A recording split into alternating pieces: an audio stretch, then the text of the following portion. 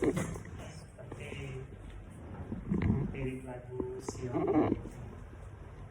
274. Yesus tolong supaya aku diberikan kesetiaan.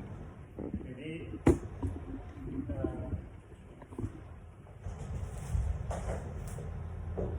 awal mulanya adalah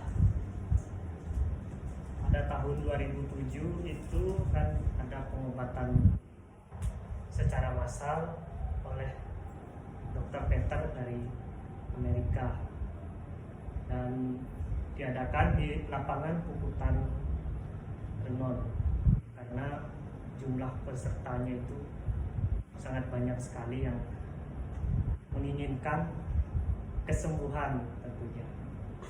Banyak disabilitas yang datang, dari yang tidak bisa mendengar, tidak bisa berbicara, termasuk saya dan teman-teman saya juga ada yang datang satu grup. Hari pertama, karena itu dilakukan 4 hari. Hari pertama saya bertemulah dengan teman-teman saya di sana. Kalau mereka keinginannya, wah kalau saya sembuh saya ingin jadi dokter, saya ingin jadi menteri, jadi apalah masing-masing. Jadi kalau saya lain, kalau ditanya kamu jadi apa nanti kalau sembuh, jadi apa ya? Mengikut Tuhan Yesus saja. Ya jadi saya karena tidak tahu, saya ucapkan aja begitu kan, yang namanya masih anak-anak kan gitu ya. Jadi saya ingat setelah itu hari kedua secara tidak sengaja mulailah pengobatan, diwawancarai satu persatu, di testimoni lah kalau zaman sekarang itu yang tuli itu gimana dia bisa mendengar enggak setelah dipanggil sama Dr. Peter itu. Kemudian ada yang bisa, ada yang belum. Tapi di hari kedua itu saya amati di sekitar teman-teman saya yang kemarin kok nggak datang lagi ya.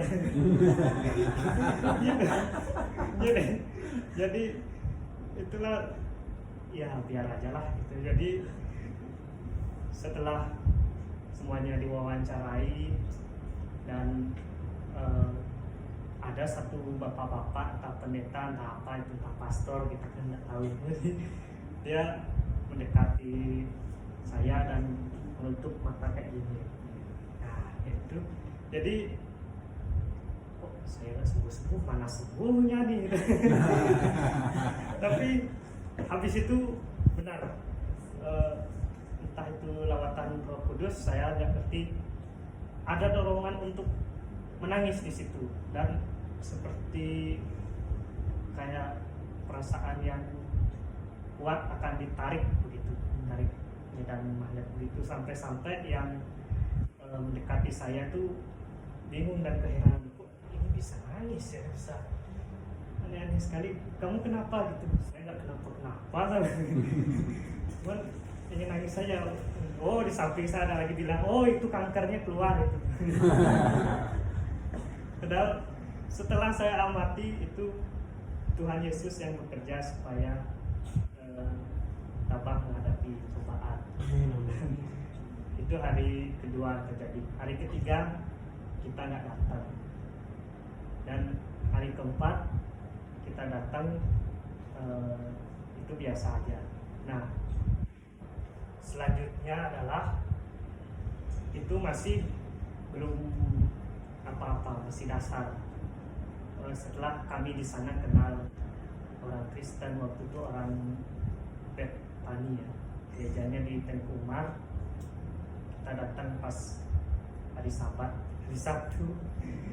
Dia bilang, oh kenapa nggak besok aja datang, kan bisa kita ibadah bersama, kalau sekarang itu lagi latihan. Jadi dari situlah kami tahu gereja. Waktu itu saya datang sama ibu saya, sama adik saya yang terakhir naik angkot, belum ada Gojek, Grab.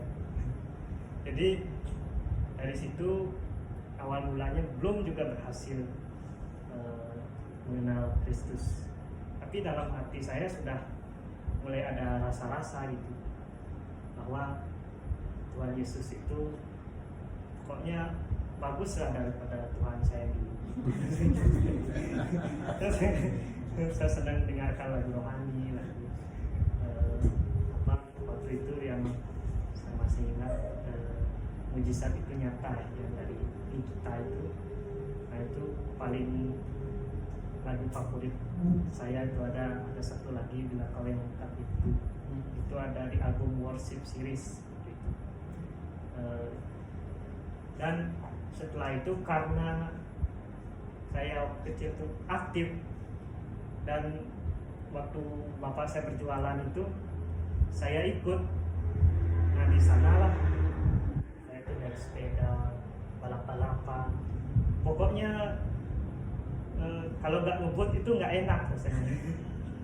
Sampai ditantang sama orang-orang yang lihat, anak-anak orang lihat, yuk balapan, ayo gas. Sampai padahal yang di sebelah itu yang penjaga warung tuh udah teriak karena ban sepeda saya tuh udah di pinggir got sekali, kalau belok sedikit udah tamat lah masuk got. Jadi dari situlah dilihat sama waktu itu orang suka bikin wayang itu, kebetulan dia kenal sama Bali TV ya.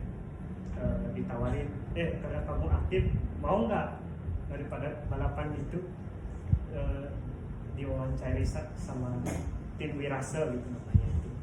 Nah, oke, saya bilang mau gitu kan. Akhirnya ditelepon, mereka survei dulu dari Bali TV-nya awalnya ya.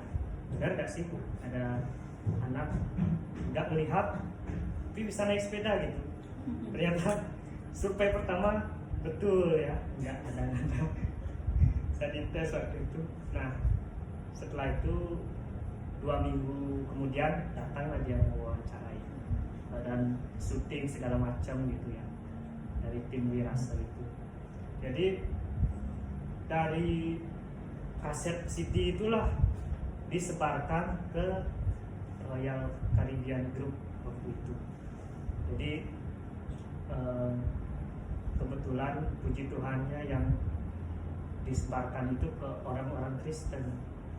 Datang dia 2009 pagi-pagi satu survei juga, tapi nggak disebutin sepeda, cuman memastikan gitu benar nggak gitu. Jadi setelah seminggu kemudian datanglah mereka, kira kurang lebih 6 orang gitu, dengan menggunakan mobil. Jadi gimana ditawari mau ke gereja nggak gitu. Oh, saya bilang mau gitu. Waktu itu kami anggap gereja tuh untuk hal-hal yang biasa gitu, seperti umat-umat Konghucu lakukan, karena kan banyak juga orang Cina di dekat rumah kami gitu, paling menghadiri itu aja gitu. Tapi saya merasa udah tidak biasa gitu.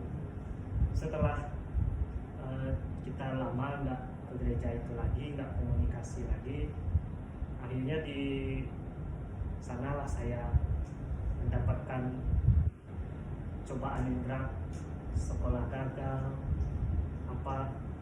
kita masih percaya dengan dukun gitu, kerohanian juga nggak bagus, keluarga sakit-sakitan, ibu saya sering sakit-sakitan gitu. Tapi beruntungnya puji Tuhannya saya dikasih waktu itu kaset pita yang album Worship Series itu, dikasih 3 kaset.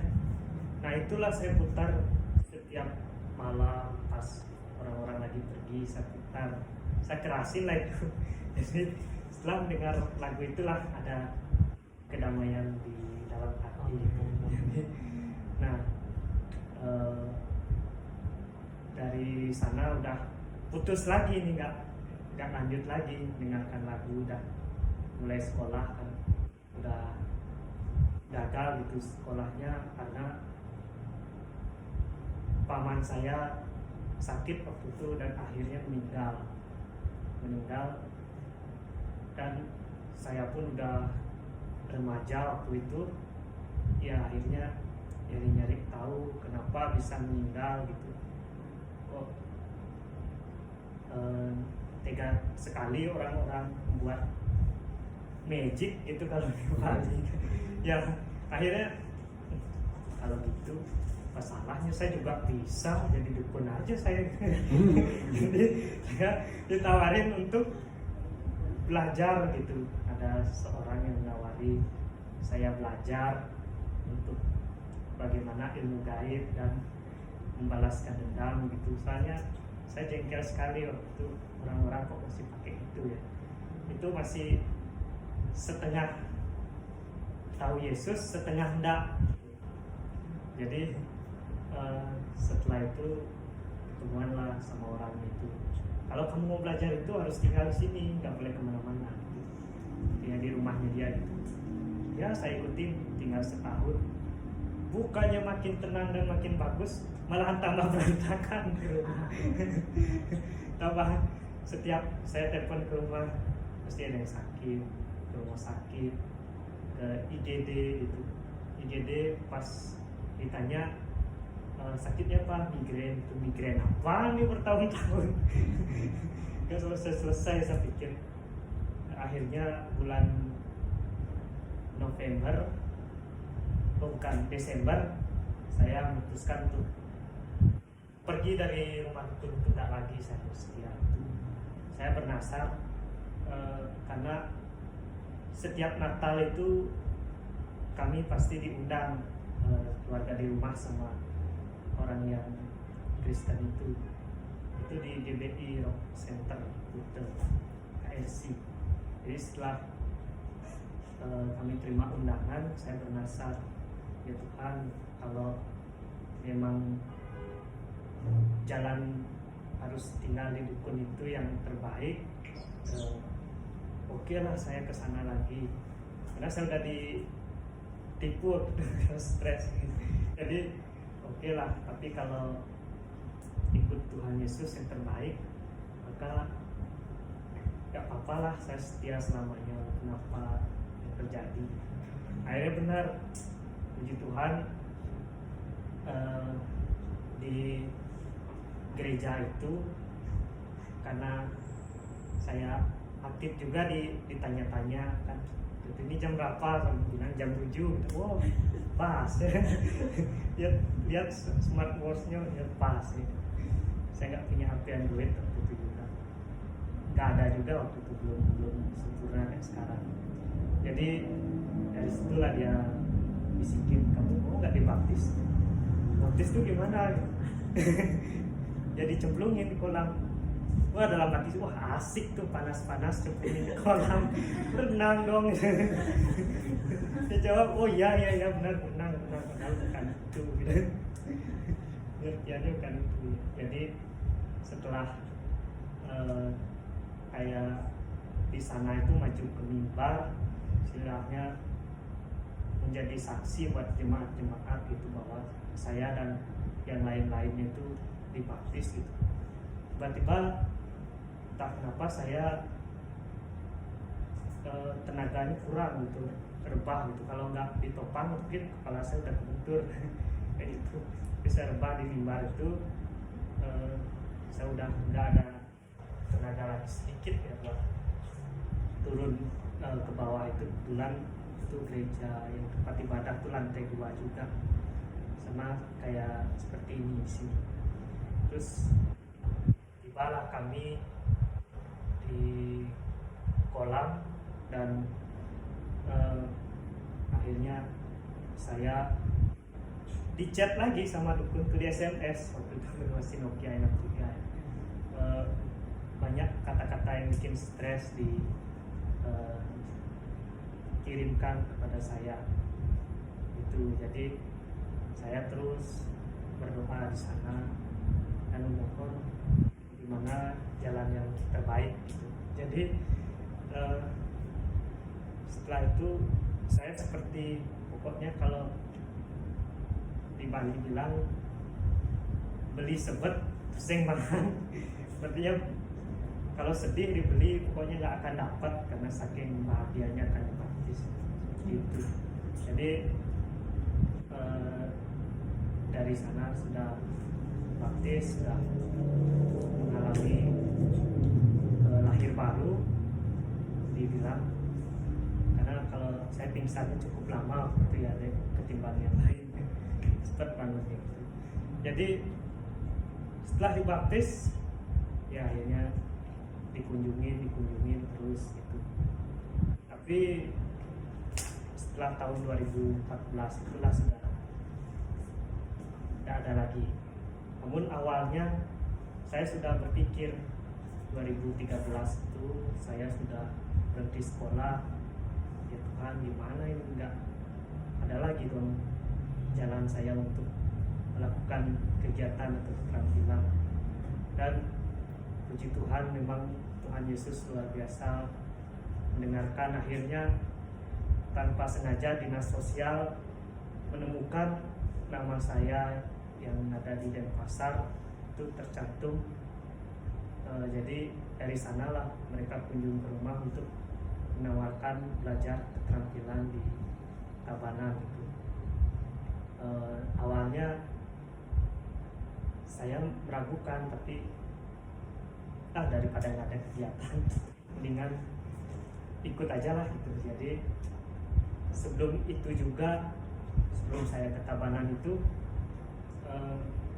saya nggak pernah lagi dapat pengajaran Alkitab, bagaimana itu ayat per ayat sampai misalnya dibilang Mazmur pasal 1 ayat 2 sampai 3 pun saya nggak tahu sampai 3 itu apa gitu. Jadi saya berusaha untuk nyari sendiri di internet dengan HP jadul saya, sebetulnya dapat Alkitab TXT itu yang formatnya awalnya saya bisa mengenal firman Tuhan dari situ. Karena keterbatasan media waktu itu.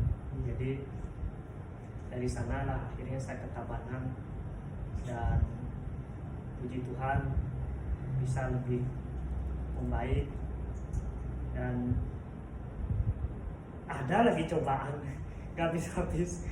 Jadi saya tidak dapat gereja waktu itu karena pengelola GBI itu kan tidak mau meneruskan di gereja Tabanan. Akhirnya saya tersesat lah ikut Saksi Yehova gitu.